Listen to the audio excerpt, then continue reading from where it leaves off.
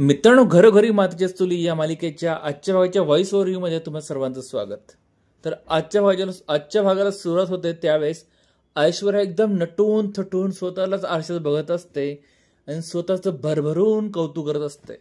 तिच्याकडे भरपूर दागिने पैसे असतात, त्यामुळे ती एकदम एकदम टोकाला हवेत गेलेली असते.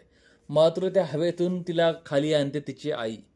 तिची आई तिला जोरदार टोणा मारते की बाई, तुझ्याकडे पैसे आहे, सोनं नाणं सगळं आहे, पण तुझ्याकडे या दिवाळीला तुझं म्हणावं तुझ्या सासरची अशी कोणीही माणसं नाही. तू एकटी आहेस ऐश्वर्या, तू एकटी आहेस. आणि तिकडे जानकी बघ, तिच्याकडे काही नाही आहे, पैसा अडका नाही, सोडणार नाही, पण तिच्याकडे तिची माणसं आहेत, ते खुश आहेत आणि तू दुःखी आहे.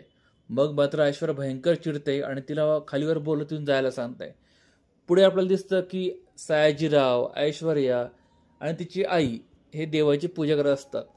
त्यावेळेस पुन्हा तिची आई टोमणा मारते की म्हणणे भाव मात्र देवा मला पाव.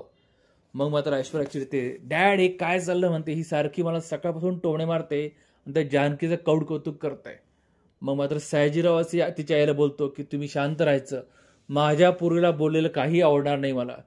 पुढे आपलं असं दिसतंय की ऐश्वर्या एकटीच पंत्या वगैरे लावते आणि तिचा साडीचा पदर पेटतो आणि तिच्या आईवडिलांना ती मोठ्या मोठ्या आवाज देते, मात्र दोघे कोणी येत नाही.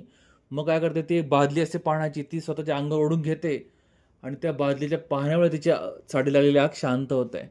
मग पळत पळत तिचे आईवडील येतात आणि त्यावेळेस बाप म्हणतो, अरे काय झालं ऐश्वर्या?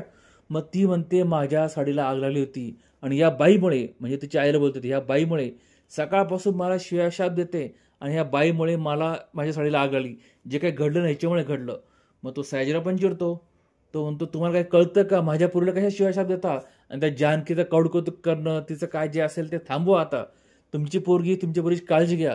मात्र ऐश्वर्या भयंकर चिडते, ती म्हणते, काय सांगतो बाबा डॅड, हिला किती सांगा, पालथ्या वाड्यावर पाणीच आहे, हिला बिलकुल कळत नाही माझं कौतुक करायचं. माझी आई आहे तर ती जानकीचं कौतुक करते. मात्र तिच्या आई तिला समजून सांगते, बाई पोरी, हे जे काय झालं ना, तुझंच कर्म होतं, कर्म वापस येतं, तू दुसऱ्यांचा वाईट विचार करते तर तुझं वाईट व्हायला लागलं होतं. मात्र ती ऐश्वर्या ऐकायच्या तयारीत नसते. ती म्हणते, बाई बोल बोल, मी आज मेले असते ना तुझ्यामुळेच मेले असते, माझं जे काय वाईट होईल ना तर तुझ्यामुळेच होईल. मात्र तिच्या आईला समजून सांगते की तू जानकीचा विचार करणं सोडून दे, तिचा चांगला विचार करणं जमत असेल ना तर विचार करणं सोडून दे, म्हणजे तुला शांतता लाभेल. कारण तू जेवढा तिचा विचार करते ना तेवढा जास्त त्रास तुला पण होतो, मला तर बघवत नाही आहे.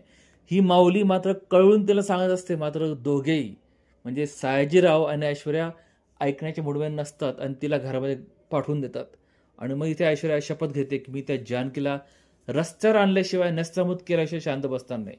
तिकडे मात्र रणदेवींच्या घरी आजी, ह्या ऐश्वर्याची पिल्लू आजी, ती जानकीला खार करून बसली असते की आज जे काय आपल्याकडे आहे ना, म्हणजे जे काय होतं ते सगळं गेलं आणि त्याला केवळ दोषी आहे जानकी.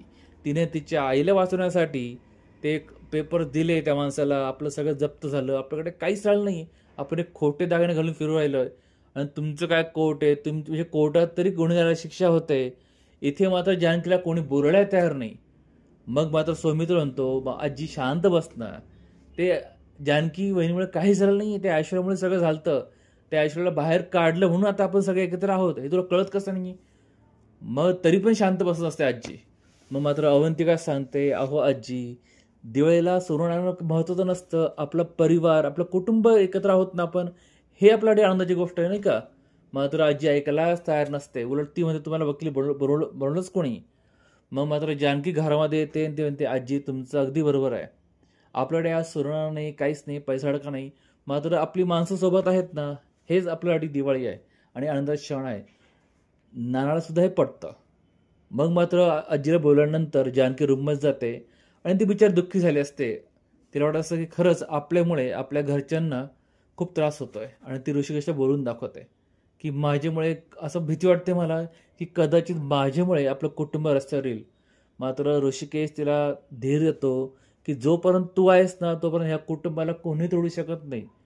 मग मात्र तिला धीर येतो आणि पुढे आपण बघतो की सगळं कुटुंब मिळून छानपैकी दिवाळी साजरी करत एक छानसं सेल्फी काढतात. आणि मित्रांनो, इथे आजचा भाग संपतोय. तर आजच्या भागात आपण बघितलं होतं की जानकी आणि ऐश्वर्या या दोघींचं द्वंद्व चालूच आहे अजून. आता बघूया पुढे काय होतं ते. पण मित्रांनो, उद्याच्या भागामध्ये एक मोठा ट्विस्ट येणार आहे. तो ट्विस्ट काय आहे, माया आणि मास्कमॅनचं कनेक्शन काय आहे, हे आपल्या उद्याच्या भागात कळेलच. पण उर्धत भाग बनवण्यासाठी चॅनल सबस्क्राईब करा, बेल आयकॉन प्रेस करा आणि तुम्हाला काय वाटतं, काय करायचे असेल कमेंट करून जरूर कळवा. व्हिडिओ आवडला असेल व्हिडिओ लाईक आणि शेअर करायचं विसरू नका मित्रांनो. भेटूया पुढच्या भागात, तोपर्यंत काळजी घ्या.